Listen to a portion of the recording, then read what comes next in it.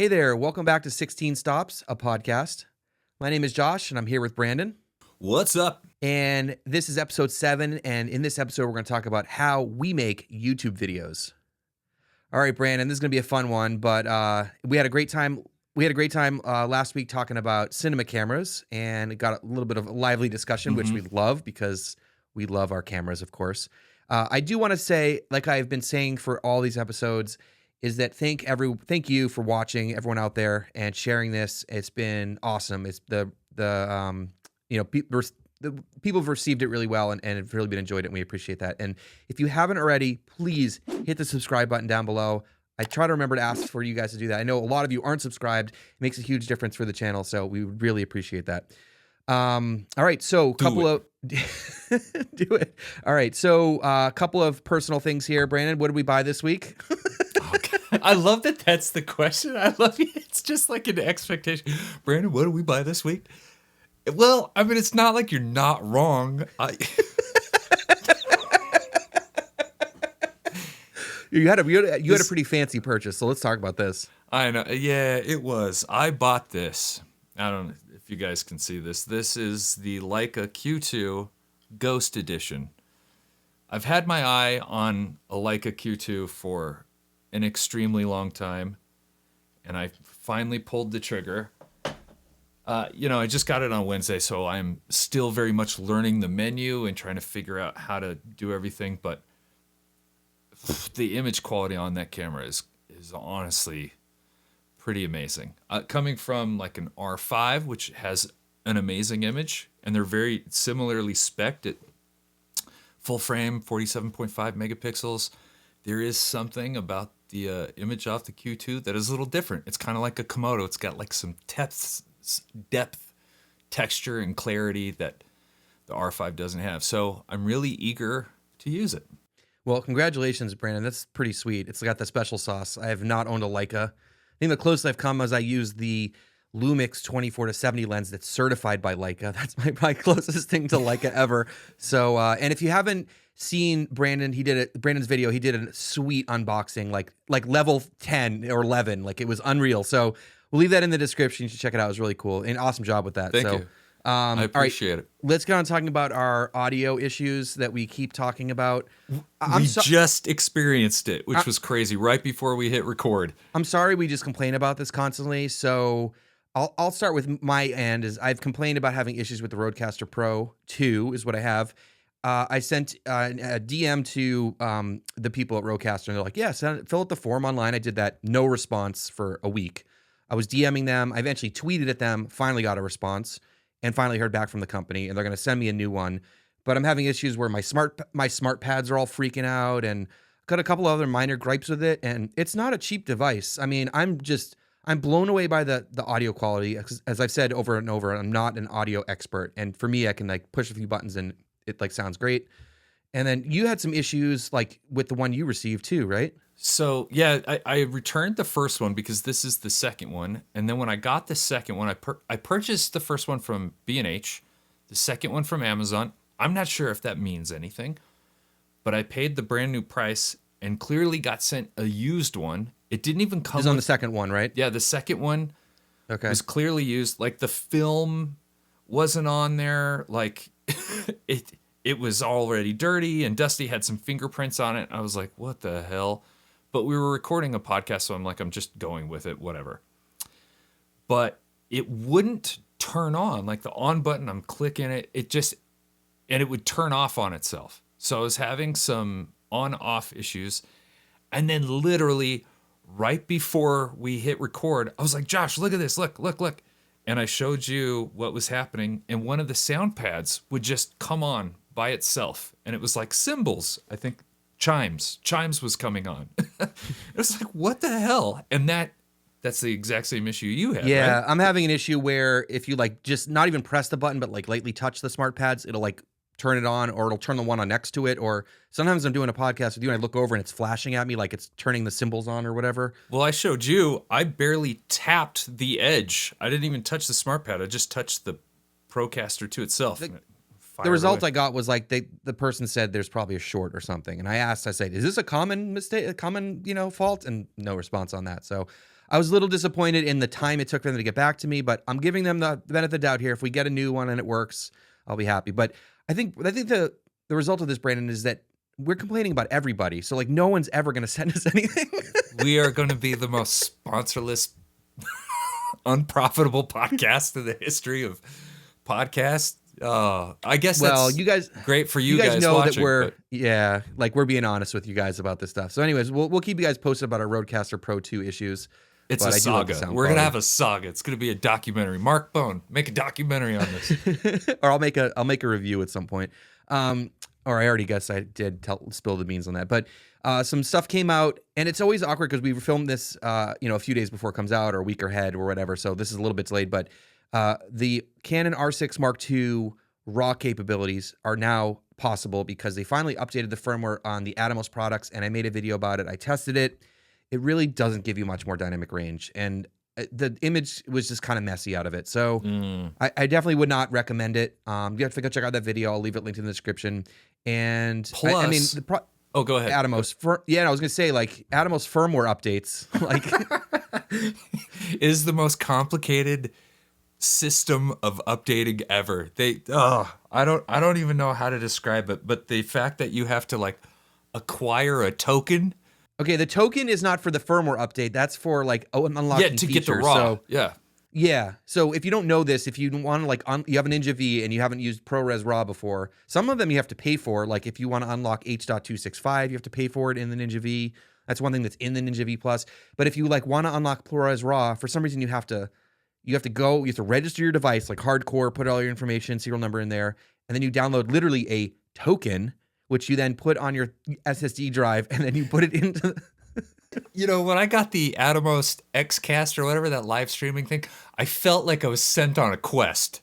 I was like, let me slit my hand open and make a blood oath with somebody and then go on a quest to get this done. And within an hour, I'd text you back. I was like, this is the dumbest thing ever. I'm never using it. I just returned it.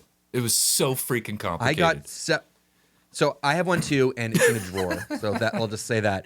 But yeah, we talked on the phone. I was trying to hold your hand through that process, like several phone calls, and then you were just like, I was tearing hair out of my head trying to figure it out. I was like, why is this so complicated? Atomos, if you ever watch this, I don't know. You guys got to get your shit together. This is bad. Brandon, we're not getting any companies to work with us at this point. I'm okay with that. You did make a nice Leica video, so maybe we're not going to talk trash about them. All right, so let's get on to some news here. Or news and rumors.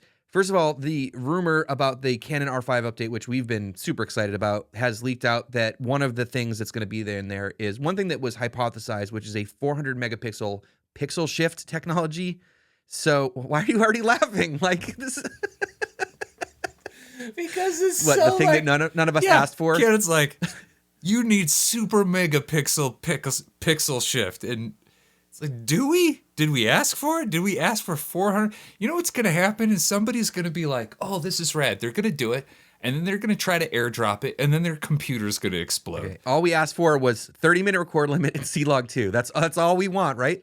So if you don't know what this is, I know we're just being goofballs right now, but it's a technology where it takes a photo and then it shifts over a little bit. Like it moves. I think it uses the IBIS actually to move the sensor. And then it grabs a whole bunch of photos and you get like this crazy high resolution 400 megapixel. Don't get me wrong. Like high resolution's great, but 400 megapixels? How big is that file? That's what I mean. Like, every time you take a photo, it's going to be a petabyte, and you're like, "Oh, this is cool." And then you're going to fill up like hard drive after hard drive. What is a petabyte? It's 1,000 terabytes, I believe. Oh, okay. I didn't know that. I didn't know what was above tera. Yeah. Okay. All right. So one thing in that rumor that I just saw was that quoted here: beyond the new pixel shift feature, we do expect further advancements to come in the new Canon EOS R5 firmware. We expect to see this announced in the next 30 days. So, Brandon, they're stringing us along. There might be something else in there that we're interested in. I swear to God, if it's an electric level or an electronic level and pixel shift. Well, I bought my R5, so hopefully, you're in it to win it, Josh. Hopefully it works out for you. I'm in it. If we go to NAB and there's no something video focused, hit me up. Okay, this is what I want you to do. If we're there and they announce the firmware update and it's just like the pixel shift, I want you to audibly boo. Just boo. Are we going to be there for the actual announcement? I don't know when they're going to, I don't know how that works. I've never been there. All right. We're going to have fun. Anyways, all right. So there's some news about Panasonic developing a new organic sensor, and this comes from YM Cinema. And there was a prototype that was built in 2021, but it's just been in development since. And supposedly it has extremely accurate colors, and there'll be a wide application for lots of cameras. Super cool to see other companies developing new sensor technology, because as of right now, almost every sensor out there is made by Sony other than Canon.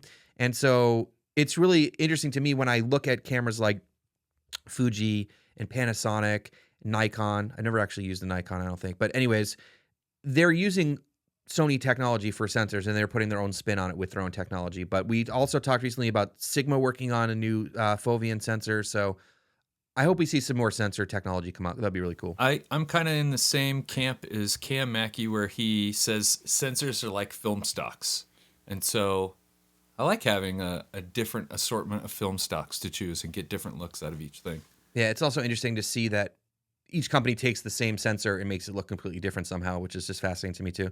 Okay, so another Canon rumor. I should have said this earlier, but Canon, there's a rumor. This is labeled CR1 from Canon Rumor, so that's like their lowest, like maybe it's true kind of thing. There's a rumor of an RF 24 to 105 f2.8 L stabilized lens. Oh my gosh. Could you imagine the heft of that thing? You're like... So big, I'm sure. You're going to have like two people like rotate it and lock it into place. Dude, what, $3,000? I'm guessing, Easy. if that's true. Like Canon? Oh yeah, for sure. Because the 24 to 70 2.8 is, I think, like $2,400. It's going to be a similar like 28 to 70 type of cost. F2 kind of lens. Yeah. All right, that's like $3,000 or $3,100 or something. Who knows? They actually raised the price on it. So Canon, can we please get a 24L and a 35L? The 24, the last 24 millimeter L lens, the EF1 Mark II, came out in like 2007 or 2008. Yeah, I think I'm still in college. So it's been like, 15 years ago. Like, yeah, I was definitely in college. Can we at least fill up the lineup before coming to all these funky lenses? And I don't know. Josh, if they announce this lens at NAB, I want you to audibly boo. You're just going to look at me. You're going to be like that character on Family Guy that's just like, this guy's a liar. You're just going to boo every We're going to be time. like 1, 2, 3, and then we'll both boo. Okay. All right, so more new rumors. There's a rumor about a Samyang FE, so full frame E-mount, 35 to 150 f2 to 2.8. Sounds pretty familiar. Yeah, the poor man's Tamron. Poor man's Tamron. So I guess they are reverse engineering and just copying. So sounds about right. I guess it'll be cheaper. I'm sure it won't be quite as good, because that lens has gotten rave reviews. People really do love that lens for the versatility, the quality of it, and all that kind of stuff. Very unique lens. There was like a wait list for that lens, so it's also huge. Yeah, it's also a big beefy boy. All right, so the next lens that I heard about was the Laowa 28mm f1.2 for Sony, full frame for Sony Really? E-mount, and maybe coming out on RF, Z, and L. I might take one of those. I like Laowa lenses. I've had good experience with Laowa lenses. The only thing, I haven't used them, but I've heard they're like wide angle, like 0D, are great for like, you know, getting some super wide stuff. They're all manual lenses though, so you have to factor that in too if you're down with the manual lens thing. I'm down with the sickness. All right.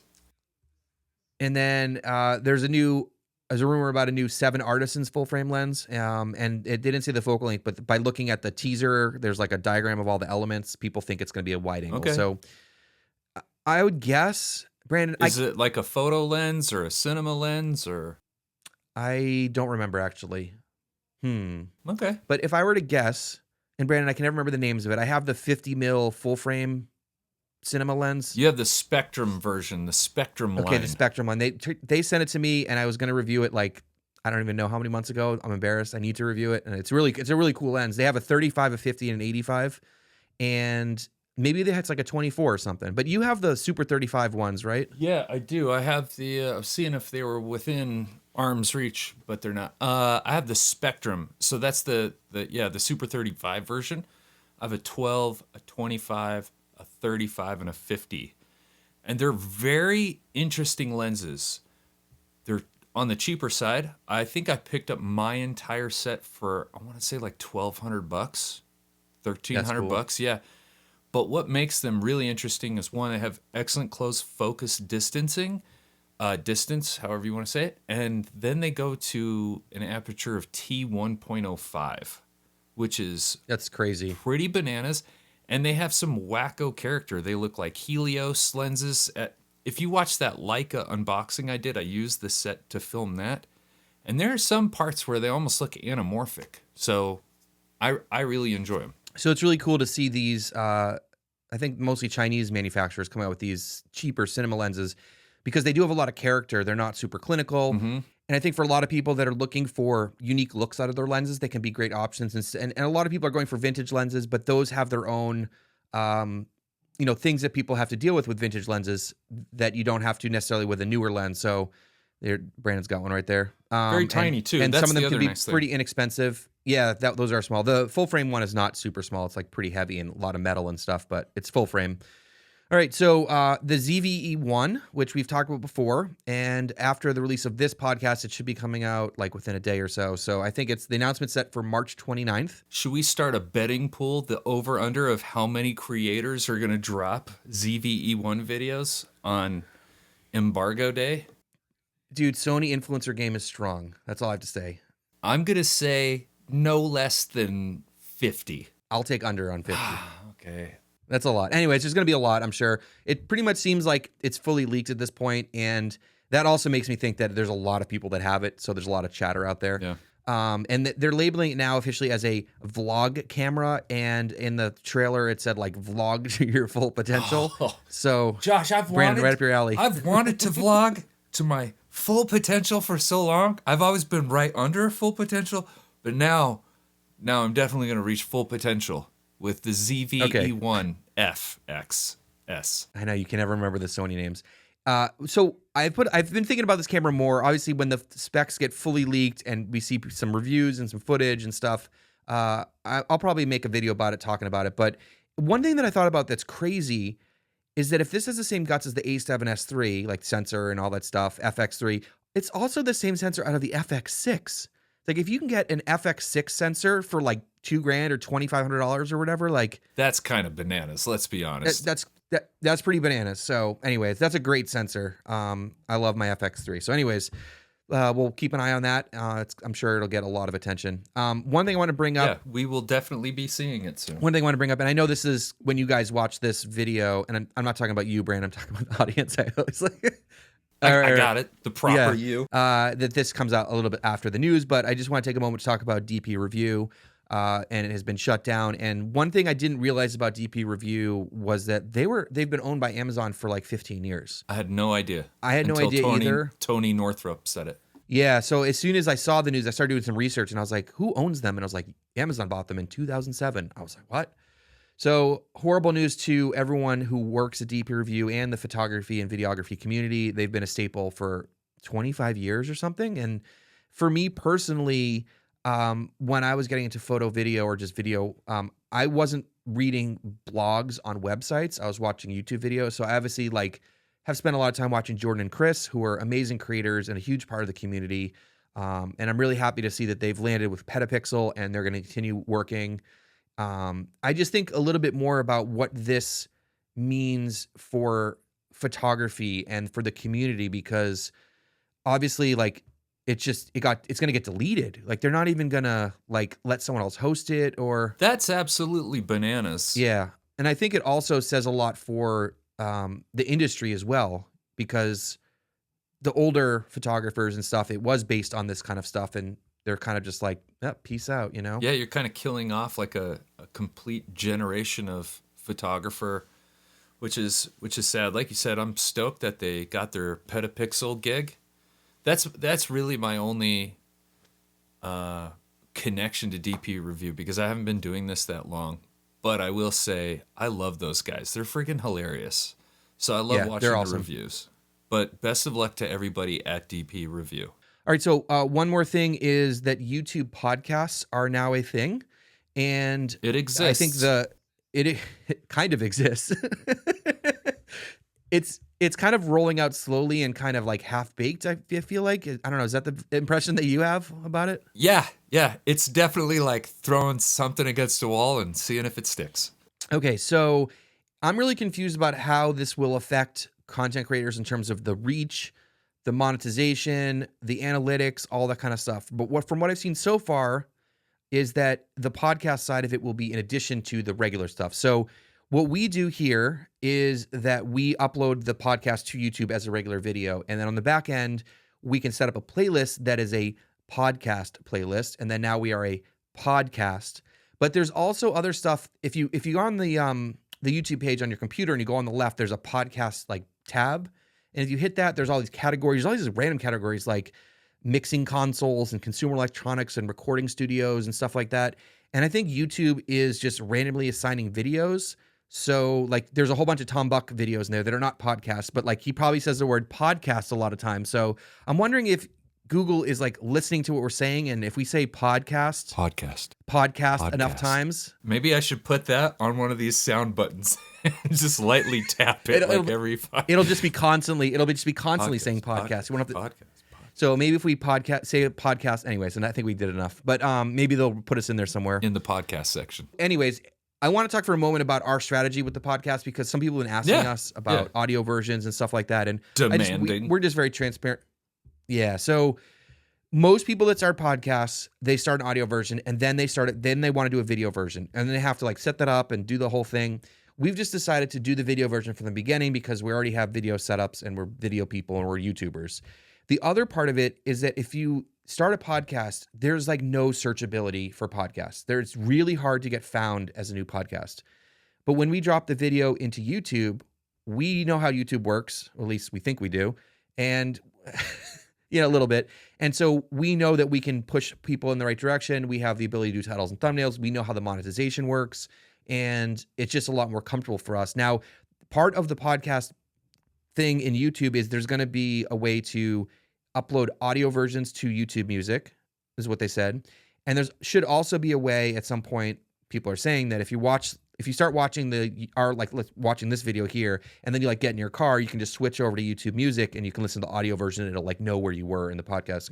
So there'll be some cool features like that, but we've just decided to go all in with YouTube in terms of long form because it's an easier way for us to get discovered and monetized and all that kind of stuff. So that's what our strategy is. Can you dig it? So as we talk about our strategy with making these videos, I want to get on talking about our strategies that we use to make our other YouTube videos. And that's going to be the main topic about this podcast, is talking about how we make our videos. I'm excited for this. Like we've been saying before, yeah, me too. And I think it's going to be exciting for not just people that do create content, but also want to sort of see behind the scenes a little bit about how our process works, and it's going to be cool. So we're going to do this kind of like the Building Our Perfect Camera episode. So we're going to go through categories, and Brandon and I will kind of go back and forth and talk about the differences and similarities and stuff between our two processes. I think this will be really interesting, if I may cut in. Just me and Josh are so different in how our channels kind of look and feel and what we prioritize. So that's where I think it's going to be interesting, is we have very similar approaches to things, but also very different approaches to things and what we prioritize. So this is going to be interesting.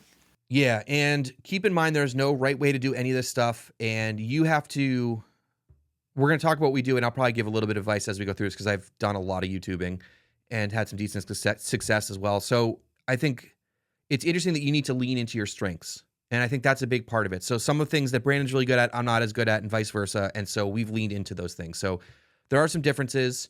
But I think that the first category I want to talk about is how do you decide on what video to make? Are you asking me? Yeah. Oh, okay.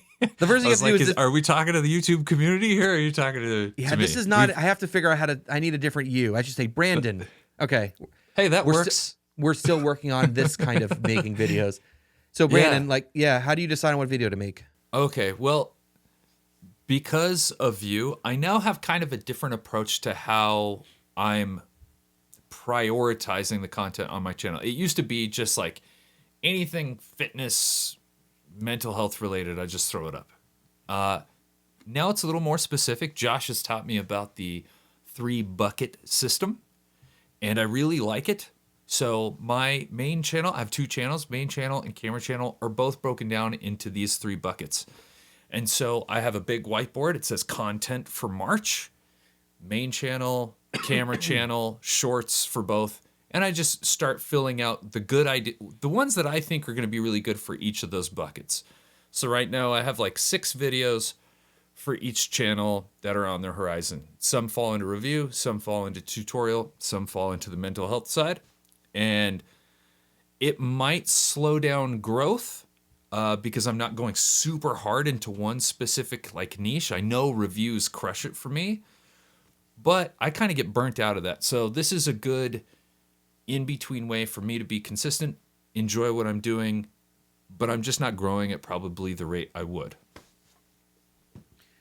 So I think we should try to save as much of our strategy Okay. talk to. I think we should do. Yeah, we should probably do another separate episode on Sounds YouTube good. strategy, and we can just spill everything we know about our Good. approach So, and stuff like yeah, that. that's how it is. But I think, but it's important that. So it sounds like you have a list of videos, and you sort of prioritize to like what you want to do. Yeah, next.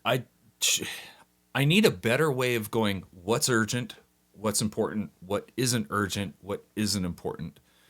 I have a hard time doing that, so generally I'll just throw it up on a calendar like, hey, this is when this needs to be out by, especially if it's like something that I'm partnering with a company on. Like I have a Mint Mobile thing coming up. It's like, I know I need to get that done by this day.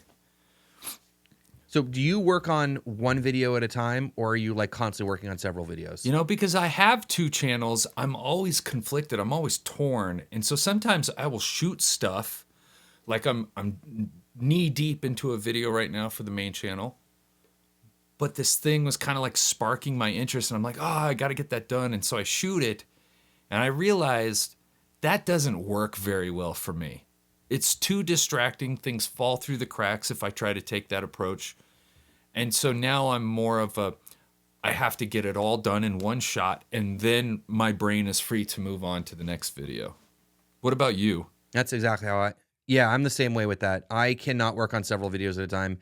And I also tried that once, and I formatted an SD card and lost a whole video. So, I mean, I'm not complaining about the data management side. I'm just like, I make the video, I push all the way through, I finish it, I move on to the next thing. And when I was posting to both the farming channel and the camera channel, I really struggled switching back and forth. It was really hard to remember what I was doing. And I think for me is that I'm constantly thinking about videos. So it was just hard to switch gears. So I do want to answer the question I asked you too about how I sort of, that question. Yeah. So I've gone through periods where I'm more organized. As of right now, I'm not very organized with my list of videos. I kind of have a running list, and I kind of go, what's urgent right now? Like, what's the most important to make? But sometimes, you know, like, depending on what's going on with camera releases and stuff like that, like I might push videos a little bit just because I'm like, oh, this is going to take up all the attention this week. I'll move things around. So I need to, every once in a while, I'm like, I don't know what to do. And then I'll just make a list of videos and I'll kind of prioritize things. But there's always videos that you have to make. And I feel like it's hard because I was doing 2 videos a week for a while, and that felt like a good pace for me. And then I started doing client work, and I was like, no way am I doing 2 videos a week. So now I feel like I have too many videos to make because the pace that I want to make them and the pace I can make them are kind of different. I'm right there with you, buddy. Yeah, and there's also the struggle, like you said, of not the struggle, the challenge, I should say, that like you have a certain video that you need to make by a certain date. Like if there's you have a product maybe that's under embargo that has to like get launched on a certain day, or there's something that's timely. Like for me, timely's super the important R6 for Mark you. II, it is. And so like the R6 II raw video, as soon as I saw the firmware came out, I got right on it and I worked until the video was done and got it up. And to me, like if I could post that video earlier, it will get more views. I distinctly remember, man, it was one night, I swear it was like 10 o'clock. I'm an early sleeper. I'm going to bed at like 9. And I woke up for whatever reason at like 10 or 10:30, and I saw that the Komodo had gotten eye autofocus. And you text me and you were like, go make a video. And I was like, right now? My wife happened to be... I was like, yes. So I came down like half asleep and threw together a shit video. But it was like my most successful video up to a point, and I mean, it crushed it. And I was like, oh, I need to listen to Josh more often. And it pushed you over monetization, if I remember correctly, right? For that channel? Yeah. Yeah. That's awesome. All right. So sometimes you have to make audibles, as they say in the football world. That's right. Football. Correct, Audibles. Josh. Okay. Nice work. Okay. Thank you. Sports. Sports. All right. So we're not going to talk too much about strategy. We did talk a little about the bucket strategy. So like we said, this is something that I've been doing for a long time. And on the farming channel, I had sort of three styles of videos. It was always like tutorials, vlogs, and then interviews, documentary type stuff. And I'd always sort of balance between the three. I don't feel like I have that right now on the camera channel, so I'm working on that a little bit because I need to grow the audience a little bit. And then once I start branching off from that, then I'm sure my growth will slow. But again, we'll talk about that in the strategy video. So once we've decided what video we want to make, it sounds like we go full steam on one video. How do you go about outlining the video? Do you script it? What's your pre-production process for the video? It's almost always a script. One, I enjoy the process of writing. I like the skill of writing. It's something I want to get better at. I'm not very good with bullet points. I will tend to ramble, so that's not good for me. So scripting out, well, you know. Scripting is just a much better method for me to getting all of the ideas that I want. And one thing I wanted to do with my channel that's different than other people in my niche is I really wanted to focus on story. I didn't think there was too much special about me, so I wanted to go, I need people to like just be super intrigued and entertained the entire time. And so if I write a really good script, that will help with me. And I didn't used to do that, and I just felt like I was going through the editing process all the time. I'd like go shoot something and come back. No, I don't want to say that. So it's really helped me just kind of like focus. And so yeah, script is the first thing that I do. And I try to get it all done in one shot if I can. Okay, so when you script a video, are you like reading the script? Do you have a teleprompter? Like, what do you mean by script? You like literally write out all the words you're going to say? I write out all the words I say, and then I just basically, I'll put it up on a computer, I'll put it up on a phone, I'll look at it, and I'll go through the script. Okay, so but it doesn't look like you're reading something. So are you like kind of memorizing it, I guess? Yeah, I was lucky enough to be born with like a pretty good eidetic memory. And so I can look at like my phone and get a couple of paragraphs, instantly memorize it, and then I just go through it. The hard part is acting like you're not reading the script. That's Yes. the toughest part for sure. Yeah. You know, just like, am I doing this thing? And then, yeah. So that's the way I do it. It works for me. That's it. All right, so that's a skill unto itself for sure. And so for me, I do outline all my videos. I don't write it word for word. I usually use bullet points. And that works for me because I taught high school for 5 years. And so for me, when I was teaching, I would just like have my lesson plan be kind of outlined. And then, I knew what I was talking about. So I just go through it and talk about it. Now, I do use a teleprompter. But that's a skill too, Josh. It is, but it's like I'm just looking at bullet points that, like, if I was teaching, I'd have a notebook or something in front of me, and I just look down and then look back up. Okay, that makes more sense. But I'm just the beauty of it is that I can look right into the camera and look at my notes at the same time. So it's really handy for that. Cool. So I can have longer takes. I could talk for 2 or 3 minutes without having to take a break. How do you? I've always wondered this because I've never used a teleprompter. Is it just kind of on autopilot, or do you have like a secret guy down here that you're like click? So click, there's click, different click, kinds of teleprompters, and I actually don't have a traditional type. I have the teleprompter, of course, which if you want to see my whole setup, you don't have a person with cue cards. Josh, this is next. They're off on the side.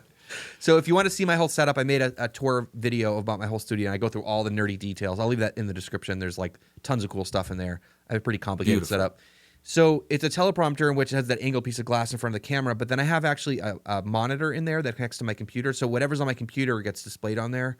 Most people use like an iPad or a phone, and then there's an app that will scroll it at a certain speed. But I'm not reading a teleprompt. I'm not reading a script. So I just script. So I'll just like set up enough where I can talk for a couple minutes, and then I'll pause because I'm probably gonna screw up anyways, and then I'll move on and I'll just scroll up a little bit. So that's how I do that. Gotcha. I don't want to, but one thing that's also important with a lot of my videos, I'm reading a lot of specs, and some of them are really hard to remember. So for me, it's great. I can have a lot of the information right in the screen. So hopefully that's cool. Hopefully it doesn't look like I'm reading something, but No, that's why I'm impressed, because it doesn't look like it. You're not like, yeah, no, this is okay. It's got a sensor. You You got to make the font big enough, Okay, so one thing I want to mention is that I use the Notes app in the Apple system to do all of my Hmm. outlining, and I'm trying to be as specific as possible to give people ideas. So I will script out the video, and then I will usually like do it the day before, and then the next morning I'll wake up and go back, and then it'll piece back together a little. I'll make some tweaks and stuff. So generally, if I just Yeah. get up in the morning and I just want to make a video, it doesn't go as well. And what I notice is that like more time you spend outlining your video, the better the video is going to be. And I Hmm. know this is kind of like common sense. The better the video is going to be. Also, the quicker the shooting will be and the quicker the editing will be because you've already done Hmm. all the editing essentially ahead of time. Yeah. So that helps quite a bit. So once you have your outline, your script, outline, script, and when you go to start shooting, do you have like an actual shot list, or what is that process like for you, Brandon? Do you just like pound out the A roll? By A roll, we mean like the talking head, like talking to the camera. Generally, it's that. It does happen two different ways. So 90% of the time, it's I've got my script, then I sit down just like I am right now, and I shoot the A roll. But every once in a while, this is going to sound like complete voodoo nonsense. I'll have a dream about a video where I will see very distinctly in my brain how I want it to look, all the shots for the most part, the vibe it's supposed to have. And if that's the case, I'll literally sit down at my iPad, like in Procreate, and I'll draw out like a simple shot list of the scenes that are happening. So that is more rare. That generally doesn't happen. It happened for the Komodo review that I'm going to do, even though I was halfway done with the review and I was like, God damn it, now I have to scrap it. Because I kind of listen to those dreams. I'm that guy. But yeah, for the most part, I sit down, I shoot the A roll, I try to get all of the A roll done. And then the A roll is the thing that I watch and I go, this is the supporting stuff that I need. So now I know every shot.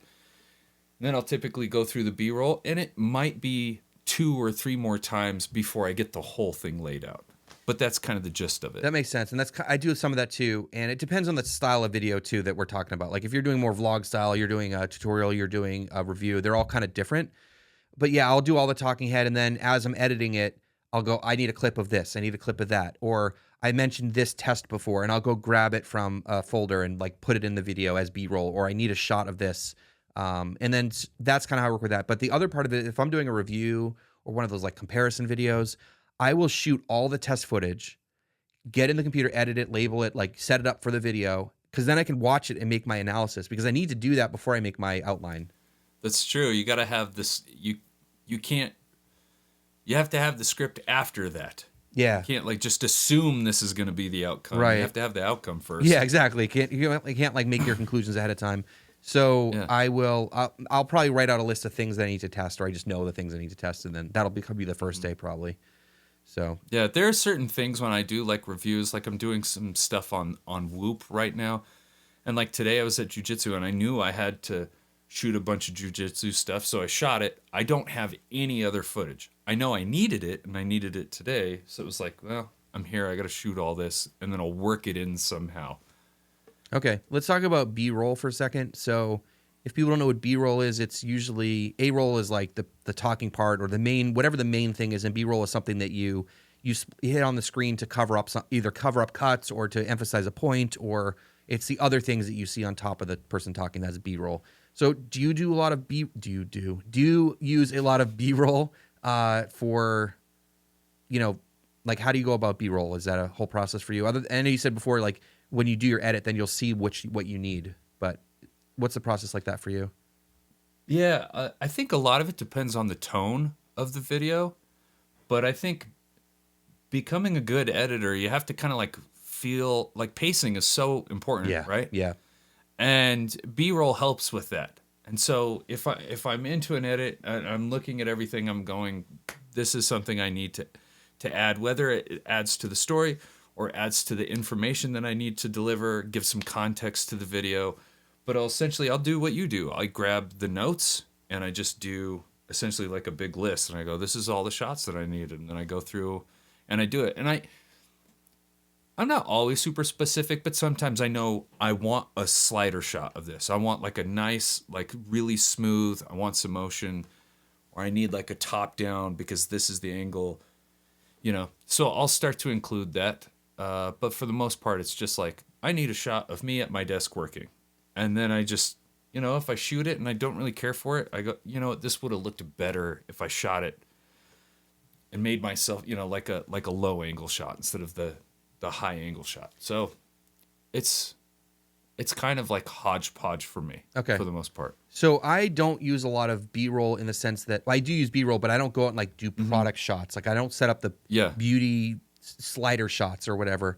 I have been a huge fan of using multicam, and I kind of want to make a whole video about this at some point because I think it's cool. And I don't know, I'm just like always trying to figure out a way to be a little bit different maybe than what everything else that's out there. So I'm usually running 2 or 3 cameras at once. And so if you've seen any of my videos recently, I added in a B cam, like a side angle shot that's like more of a formal documentary type thing. And what it allows me to do is just break up the pacing a little bit, emphasize points. Instead of doing that YouTube-y thing where you just punch in and punch out, because you just constantly see that punching in and punching out, which I'm just not a fan of. So this is my video, so that's the way I want to make it. And then the other part is I usually have a low angle shot or an overhead, and then I just put everything in the computer, and I can use Final Cut to like cut between all the multicams, and it's pretty quick. It's also nice when you have multicam set up that if you were to screw up, you can always cut to that other camera angle and like take out the big section of the screw up, and it just feels totally natural. So yes, every once in a while, if I'm reviewing a product, if there's a person that invented the product and I can get them on, I'll do a multicam of me doing like a phone interview with them. And I love that documentary style type of approach to like a product review. But also in the edit, it's nice. I can get my reaction. I can get the person's reaction.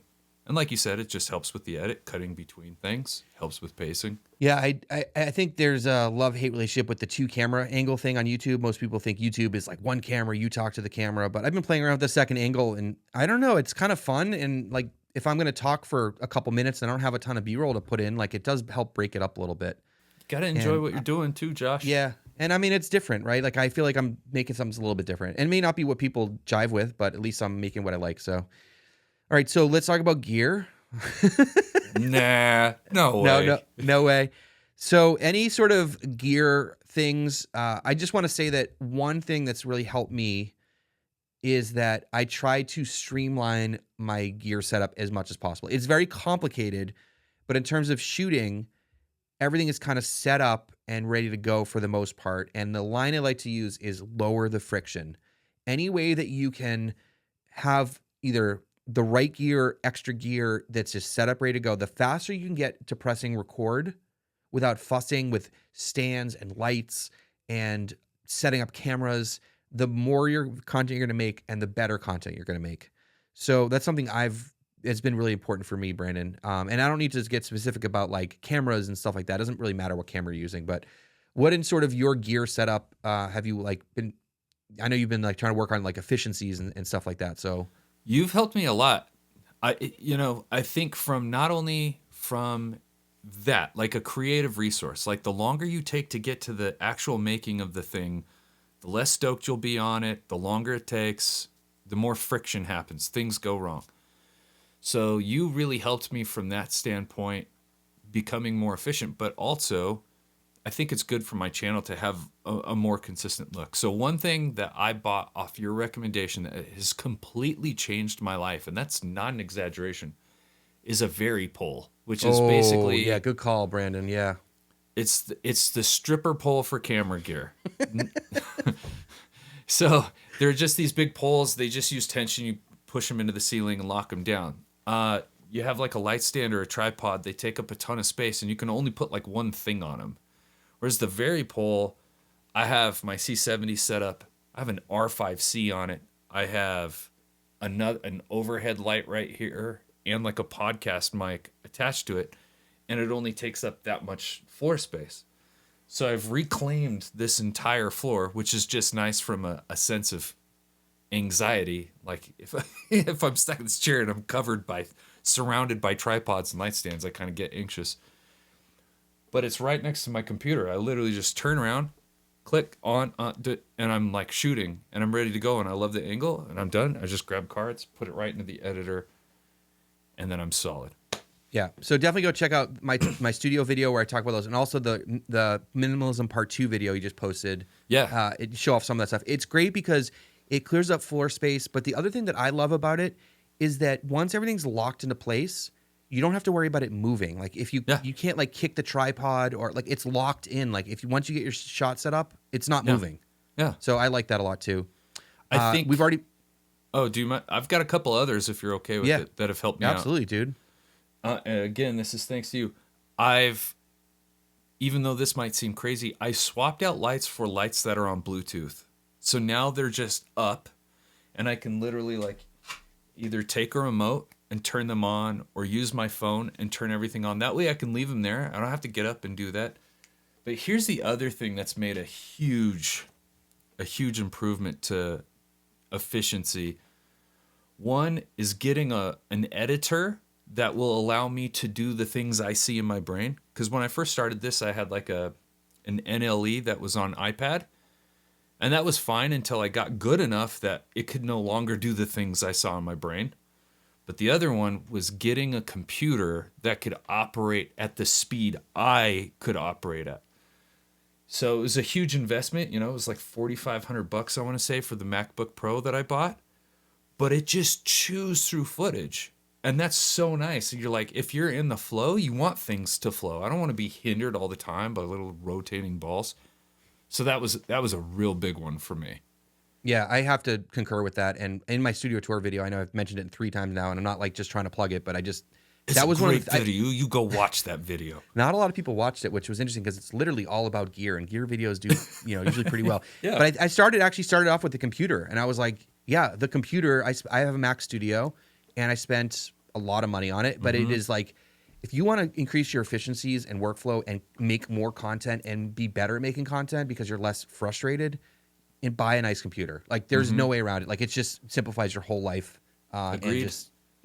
And I'm not talking about just render times, which don't really help that much, but just how fast you can like stay in the creative flow, right? Just like you said, like just connect to the computer and just like it'll do what you want as quickly as possible. So Yeah, it's that huge fan of that. experience. It's that Yeah. experience. Like if you got a computer that can rip through footage, you're like, this is fun because it's fast, it's snappy. I had an old iMac, and I swear, anytime I like dropped an adjustment layer or like an effect, I was like 5 minutes, and by that time I was like, do I want to do this? Because it seems like I'm being hindered at every turn, and so yeah, computers. All right, so yeah, I do want to say I'm thing. also now all on one app for all my lights. I have Amaran and Aperture lights, so I have used the Sidus Link app, which doesn't work perfectly, but when it is working, you hit one button, turns on all the lights. They're already set up to all the same numbers that I had before, so they're all set up. My camera's all set on the right aperture. I come in and just push that, turn the camera on, let's go. Done. Time to So rip. now this doesn't work for everybody because you may not be shooting in the same location every time. So a lot of the stuff That's we're talking true. about is if you have like a set studio shot, it's really handy for that. Yeah. But if you're not always shooting in the same spot, having a set of gear that is ready to go and is like you have your vlogging camera set up. You can vlog to your full potential now, Brandon. But have your setup, your microphone, your lens. That's my vlogging kit. Like whatever you need, like just have it really streamlined and be very comfortable with it because it'll speed things up. So let's kind of talk about editing because what editor do you use? Final Cut, right? Final Cut. Yep. Yeah, I'm in Final Cut as well, and it's interesting because I actually started in Resolve, which most people that's where they Are wind now. up. That's where they're going. So when I made the first jump to like not editing on my phone, because yes, I started my first YouTube channel with a phone, editing on my phone. Nice. I know, sounds crazy. That's now. rad, actually. Yeah. And I was like, then I was shooting on a phone and using the computer. I was using some crappy software, but then I was like, wait, Resolve is free? So I installed Resolve, taught myself Resolve, and then eventually I bought the studio version because it has like a couple more features in it that makes it faster and stuff. I used that for like a year or two, and then I got a Mac, which I know it's funny. I purchased my first Mac like pretty late in life, and now I can't even imagine owning a PC. That's a whole nother discussion maybe. And so I was like, oh, let's try this Final Cut thing, and I tried. I was like, whoa. Like it took me 1 or 2 videos until my brain snapped into using the magnetic timeline, and then I'm hooked. It is. For me, I'm not saying this is for everybody. It is so much faster to edit. Like I can edit, maybe twice as fast than I could ever have edited in Resolve. So Do you have you used Resolve? Like, do you have an opinion about it? So that was kind of like, I mean, it's not the same thing, but I bought the Blackmagic Atom Mini, and it came with Resolve, right? And so, of course, I installed it. Like Hollywood's using Resolve. And so I opened it up, and it was just like, like way too complicated for me. But the app that I was using for my iPad, so kind of similar to you, I was using an iPad to edit everything. And I think it was called, no, Filmic Pro? I can't remember. It was like a $20 app, but it was a magnetic timeline. And I didn't know that that's what Final Cut Pro was. But when I decided to kind of upgrade NLEs, I went to Final Cut Pro, and it had the same magnetic timeline. So it just happened to work out that I was like, oh, this is easy. And I really progressed really fast. You can use plugins and do so many things. And Yeah, the plugin support is awesome for Final Cut. keyboard shortcuts, I think I know 2. Okay, yeah, That's it. I'm embarrassed to say, like, I really don't use the keyboard. I mean, I use it, like, I don't even remember. If you ask me what buttons I use, I don't know. But if I'm doing it, I don't have to think about it. There are some crazy shortcuts with any software on the key. Like, I see the masters. They're like all sorts of like, oh, just press this, and that. I'm like, I can't remember that. I'm like, probably. Yeah, I don't know how like the Dylans, Matthew O'Brien. I'm like Hunt and Peck when it comes to for typing. Does that analogy work for? Yeah, sure. Like instead of touch typing versus I feel like chicken pecking or whatever they call it. Hunt and Peck, I think is what it was called originally versus touch typing. Yeah, I feel that way too, and I feel that Resolve is an amazing program, and the depth in that is way beyond the scope of Final Cut. Now, depends on what you need it for. I'm not creating really high-end stuff. I'm making YouTube videos. My client work is fairly simple. And so to me, I get what I need out of Final Cut, and it's faster for me. So that's why I'm still there. Would you recommend a noob start in Final Cut or Resolve at this point? Final Cut. 100%. And that's me. That's just me recommending it. Whether I'm right or wrong, I don't know. I'm just saying for almost everybody watching this podcast, I doubt we have anybody that's like, yes, I'm an editor or a colorist for like a major production studio. Those people can, like, if you really are, benefit let us for know in Resolve. the description down below. That would be freaking cool. I just think for so many of us that are at this level, even a really high level, Final Cut Pro is just so fast and it's so easy. The plugin support makes it nice. There's a great, YouTube community that are teaching people. Like my friend, I don't know if you know David Manning. He's kind of like the GoPro guy, I guess. Yeah. David's a pretty good buddy of mine, and he hit me up the other week, and he's like, I don't know, DaVinci Resolve, man, what do you think? And I was like, why? And he was like, well, everybody's moving to it. I'm like, Dave, when are you going to take advantage of like all this stuff? Like, is that important to you, or is like speed and proficiency important? He was like, well, speed. I was like, then Final Cut Pro. Like, you're going to just like chop through video so damn fast on it, like get Final Cut. And he was like, I don't know, DaVinci. I was like, you do you. Like, there are definitely you're some never going things to take I advantage wish. of it. I think long term it might be the best. So if someone asks me and you ask which one to get started with, I'd probably tell people to start in Resolve, and that's because I think that's where the future's headed with editing, because I don't see Apple really doing a lot of support with Final Cut right now. And there's definitely some serious updates that they need to be competitive. And I think a lot of people are just using it because we've been using it and we like the way it works. But there's so much in Resolve, and it seems like people are moving there for a reason, and it has a lot more power. But as you said, like if you're just starting, it's overwhelming with the number of options that are in there. But if you want to take it up another level, that's where you need to be. And actually, about a month ago, I was like, all right, I'm gonna sit down this afternoon. I had a few hours to like kill, and I was like, I'm gonna try to do an edit in Resolve. I had no idea. I'd used it for like a year. I put some footage in there. I was like, I don't remember anything. I don't know how to do this. It was crazy. So. Anyways, we're both big Final Cut fans.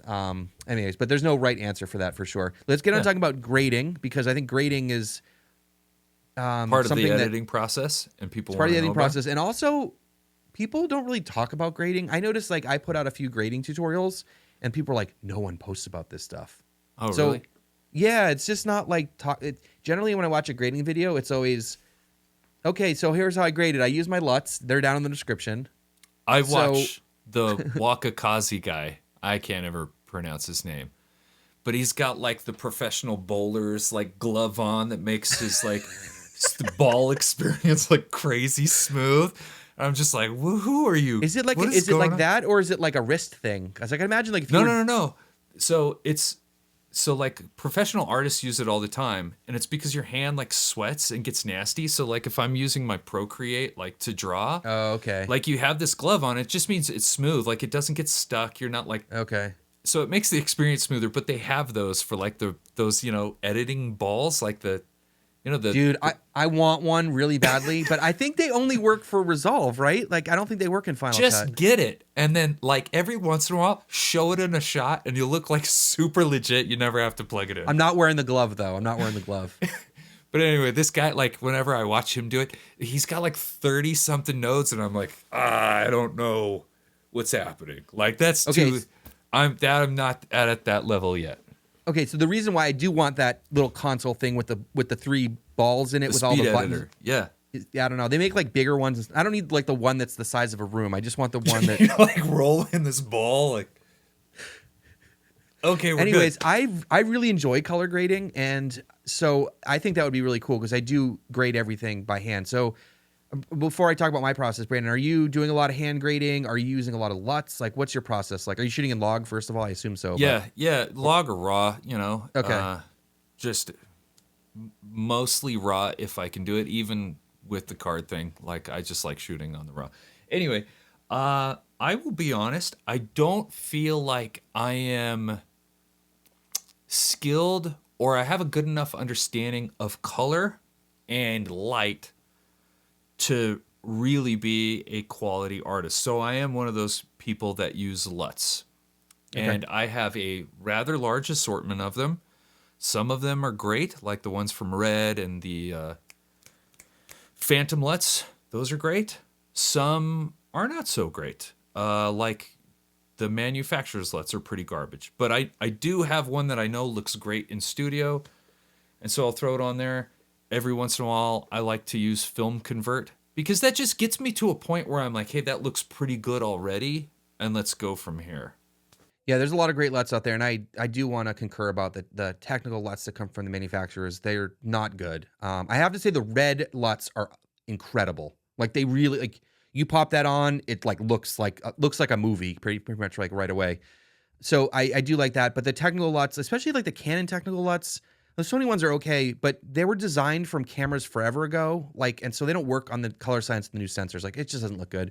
So for me personally, I'm always shooting on a different camera, I feel like. So I just gave up on trying to find certain LUTs for certain cameras. I just grade everything manually. That's cool. Now, it takes a lot of time, but I'm learning, and I still feel like I suck at it. So I'm trying to get better at it. But one thing I have to say is like once you have a studio shot and you get your grade done, you can save it as a preset. So you don't have to grade that every single time. Even if you're working in Final Cut, you can save it as a preset. You don't have to create a LUT. I do wish the Final Cut had the color space transforms that Resolve had. That would make everyone's life. If they could add one feature in Final Cut, I would ask for that over anything else, because that is a really powerful thing. So, and I have to say also that it doesn't matter if you use LUTs, if you don't use LUTs, if you don't shoot in log. It just matters what the image looks like when you're done. There's no like bragging rights or I'm better of a filmmaker or I'm more hardcore. Like it does not matter. There's no right approach with this stuff. So. But I know there's some great LUTs out there. I usually, even after I drop a LUT on there, I still want to correct it anyways and make it my own. So to me, like I just do it myself. So I do that. It's not like I dropped a LUT on there and I'm done. Right. I usually put it in there and then I'll pull up the workspaces with the light and everything, get my scopes up, and then I start balancing everything out. And then maybe every once in a while I'll throw like a creative look underneath that too. So it depends, but I'm not doing it from scratch like you are. Okay. And I still want to keep learning because I feel like I don't do a lot of creative grades. I kind of just try to make it look pleasing and the other thing about that is that when you start playing with it more, you start getting your own look as well. And so you sort of know what you want the footage to look like. Because I think there's a lot of people, especially a lot of content creators right now, they're shooting on Sony cameras and using Phantom LUTs. I think that's that workflow is really common, and there's nothing wrong with it because it looks great. Hmm. But if you want to sort of have your own thing, like it's kind of nice to like make your own thing as well. Yeah. I think that's one of those things that drawed me to like make art now. He was doing all the crazy like Blade Runner 2049 grades. Yep. And that actually started a trend where GX Ace, who's actually like a colorist, I love watching his stuff. It just looks beautiful and amazing and very alien and sci-fi, and I've always dug that look. So All right. So now that we've edited and graded our video, we've uploaded it. Let's talk about titles and thumbnails. oh And god this, damn it. yeah, Brandon, I feel like there's definitely like YouTubers have like a relationship, you know, with titles and thumbnails. Like, Yeah, like a everyone angry has, stepdad. yeah. So this could probably be an hour-long discussion about titles and thumbnails, but like for me, it's definitely having a combination of the title and thumbnail working together. Mm-hmm. But what are some of your approaches to thumbnails? Because everyone does them very differently. Yeah, I'm not a.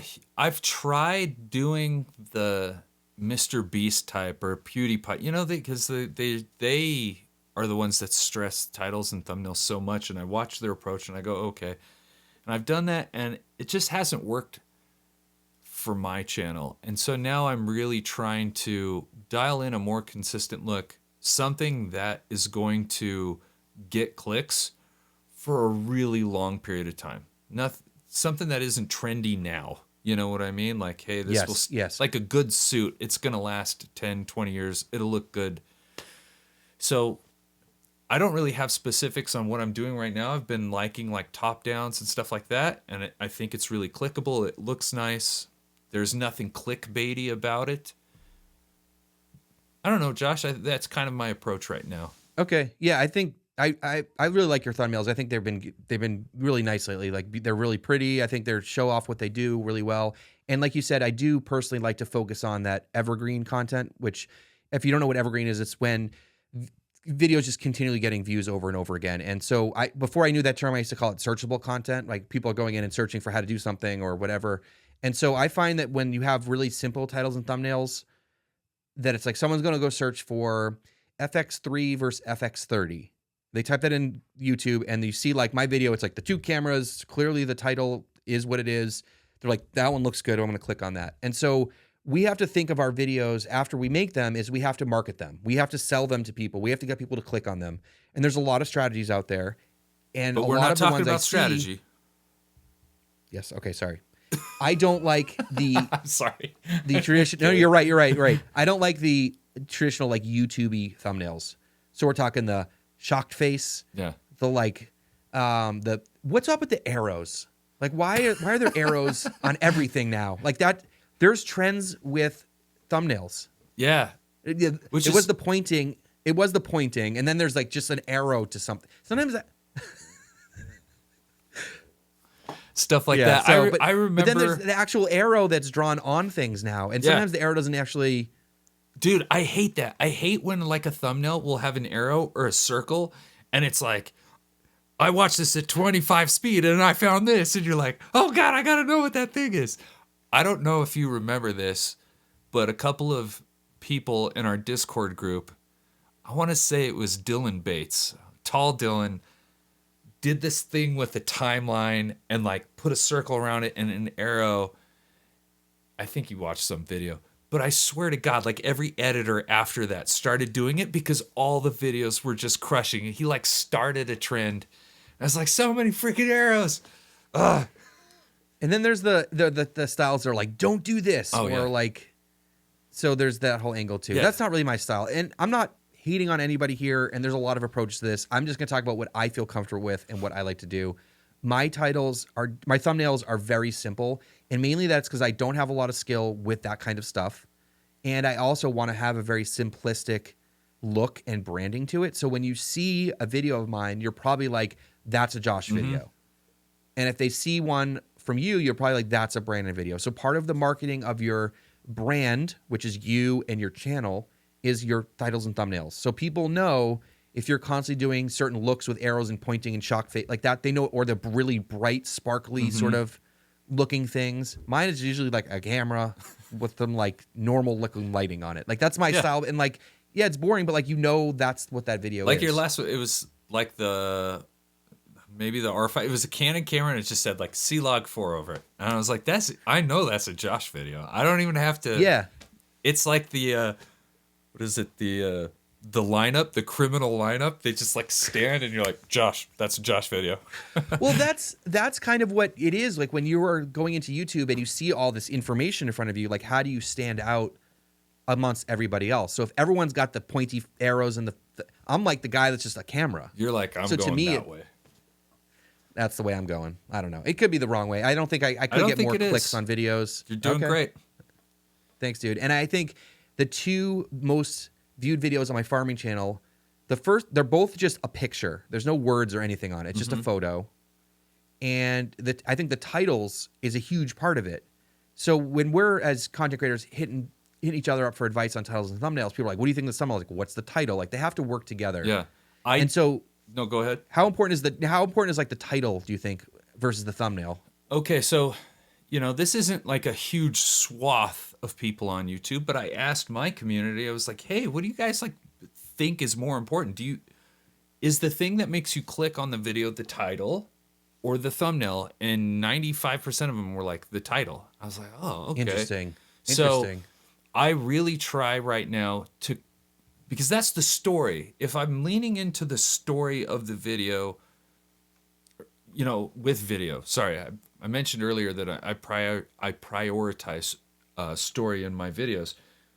I got to do the same thing with thumbnails. So I will spend a really long time trying to figure out what is the most I want to watch that video title that I can possibly do on whatever I'm doing the video on. And then from there, it's like, okay, let's see if I can get a thumbnail that matches that, So a lot of people will say, make your title and thumbnail before you even start. I've never done that. Me like, neither. I don't know anyone that does. But I do sometimes think of the title first because that's kind of how I start the video. Because one thing I want to talk about is clickbait. Because the term clickbait or that's so clickbaity is the most widely misused term, I feel like, in social media. Because what clickbait is, if you have something in your title or thumbnail and then you don't deliver what is in that title and thumbnail, it is clickbait. You're like getting someone to click and then you don't give them what they clicked on. But I've seen so many comments, they're like, that's so clickbaity. This is just clickbait. I'm like, literally, I talk about what the title is. That's not clickbait. So some people are now using it for like any video they don't like, they just call it clickbait, even though that's not what it is. So sorry, mini rant. No, Over. it's okay. It's a well-deserved mini rant, Josh. I too am frustrated with it.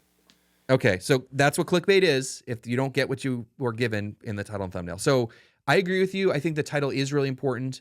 I think the thumbnail should grab your attention and should be representative of the video, but they can play together. You can have sort of like a question in the title and then answers in the thumbnail, or something like that where they play against each other. Or I don't like when I see the exact title in the thumbnail. It's like, what's the point? But it's got to grab your attention. And then I look at the title and go, what's this video about? And good titles can be huge. Like I said, my two best videos on the farming channel, the first one is past 3 million views. It's called A Trellis to Make You Jealous. I don't even know what a trellis is, but yes, that would definitely make me click. Because I'm like, But the picture is a picture of a trellis. The system there you go. Yeah, okay. And then the second one is, I love my guard goose. His name is Larry. And there's this like That is wonderful. And there's this like regal photo of Larry just standing Is there. it an So actual anyways. goose? Yeah, so I had a goose, and he lived with the chickens, and he was like, he protected all of them. So he was the guard goose. See, that's the brilliance of that title is just in its simplicity. If you ever want to go look at if you ever want to go just check out the comment section of that video, people are like, I'm up at 2 a.m. I don't know why I'm watching this, but it's amazing. No wonder it hit 3 million views. Congratulations. No, Josh. that one only got like 1.6 only million or something. 1.5 million. But that one went viral. I was like, what? Yeah, Anyways. that's rad. So there's a lot of approaches to this. But keep in mind that your branding is strong with your titles and thumbnails. Like when you see a certain brand, like when you see a Gerald Undone thumbnail, for example, like it's a Gerald video, instant, right? So I think that's important. All right, so we got our video posted with titles and thumbnails, or we were about to post it. Like, what about posting times and schedule and that sort of stuff? For me, it used to just be like, when I got the video done, throw it up. Okay. But now, for the sake of consistency and me trying to like get this channel to grow a little. I've kind of landed on like a Tuesday, Friday delivery date. If I could get 2 videos out for the main channel on that, great. If not, it's like one from the camera channel and one from the main channel. And I went with those days because Monday seems to be the like everybody drops their video on Monday, and I'm a smaller creator, so I feel like I just kind of get lost. Like I get buried in videos on release day on Monday. So Tuesday and Friday are kind of like the tentative thing I'm doing. What about you? So, first of all, let's talk about Mondays, because this last Monday was I posted a video and I think it got hurt because there was just so much content. Like I don't know, like I don't really always see that Mondays more, but this week was like there was like I feel like everyone dropped a video on Monday. I don't know what was going on. So I didn't know my dog had a YouTube channel. He dropped a video on Monday. I think the day of the week doesn't really matter that much for long-term views. Uh, I think that one thing that's helpful for me as a creator is picking a schedule and sticking to it, because if I say I'm going to post on Tuesday, Friday, then I have a schedule that I can work towards, and we're our own bosses. So if I don't have a deadline, it's like, when do you post? Whenever I'm done. Like, to me, it helps stay on track. If I know I have to post Thursday morning, I'm going to work all week to make sure that video's ready for Thursday morning. That really helps me as a creator and as a entrepreneur as well, just like staying on top of my own work. So I was posting, I don't want to talk about strategy because this will go on forever. So for me, I just usually pick a posting schedule and kind of stick to it as best as possible. But there's always audibles there too, because if something drops, if there's a release or like a firmware or something where I'm like, I need to make a video quickly, I'm just going to do it anyways, and then I'll shuffle things around. Okay. What about after you post, Brandon? Is there any strategy there? Do you like share it in other places? How does that work for you? So I have like a again, it's smaller, but it's decent. I mean, it's like 16, almost 17,000 on Instagram. So I post on Instagram. I always put it in my story.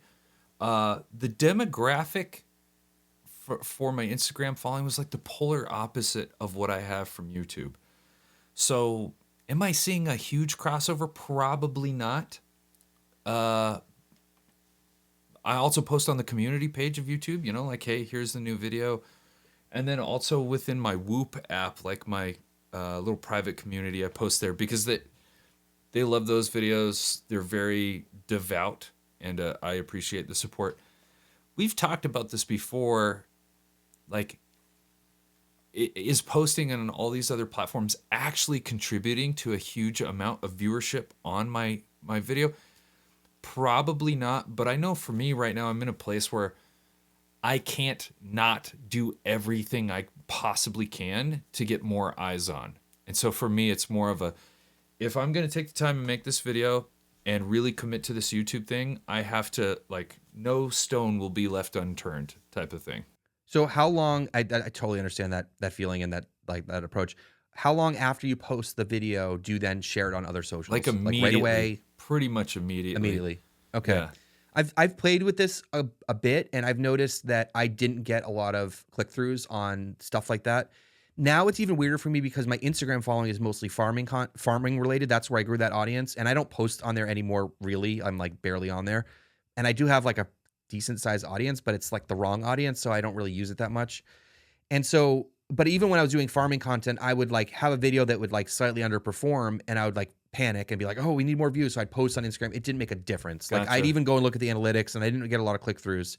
Now, I wanted to ask you about posting your own video on your own community page, because I've seen people do that strategy. Well, they'll like wait an hour after they post, or the next day they'll post. I haven't seen like, if I look at my analytics, I've tried it before. I didn't see a spike at all. Do you notice anything like that? You know, Josh, I think it's me not diving into the analytics past the point of click-through rate, audience retention, views.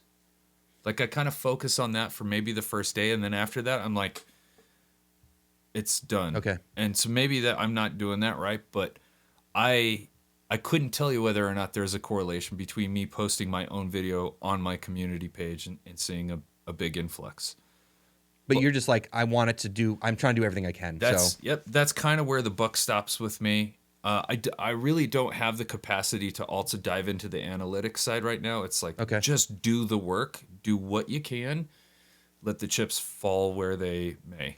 Yeah, I've been curious about that stuff. I love the community page. I'm trying to use it more, but I don't post my own videos there because I didn't really notice a difference. But what I do is like I'll post on my camera channel, I'll post a link to the podcast because there's a lot of people that haven't subscribed to the podcast. So if you're watching and you haven't hit, come on, hit subscribe. Thank you.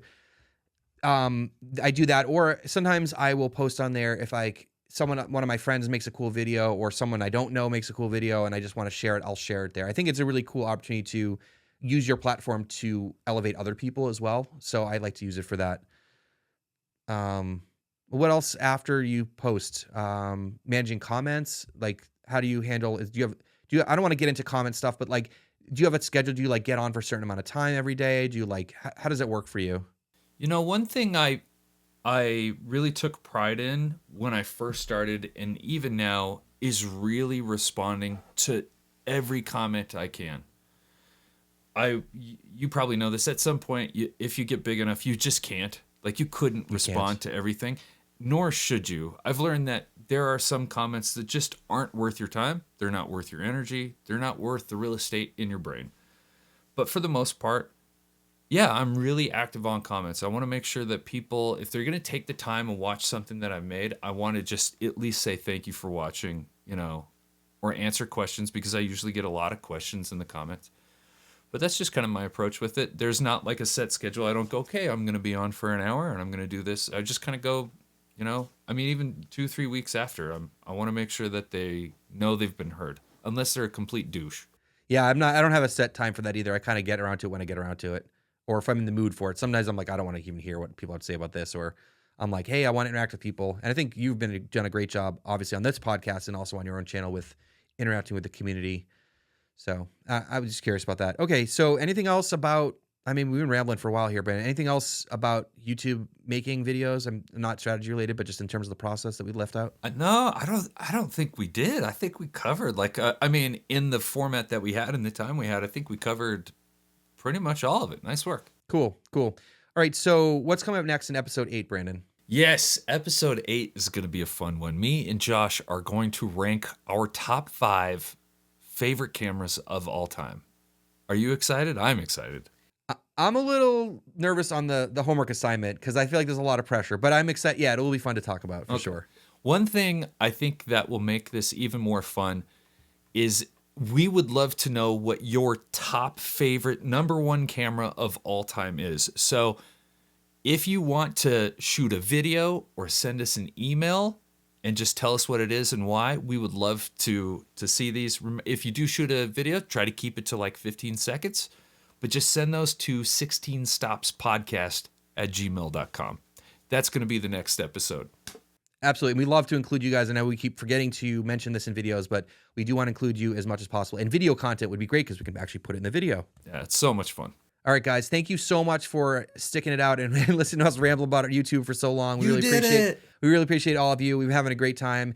And I also want to say, Brandon, this is episode 7, so number 8's a big one, and maybe we'll talk about that in number 8. So okay. We'll just say throw that out there. Yeah. All right. Cool. Thank you so much for watching, and we'll see you real soon. Peace.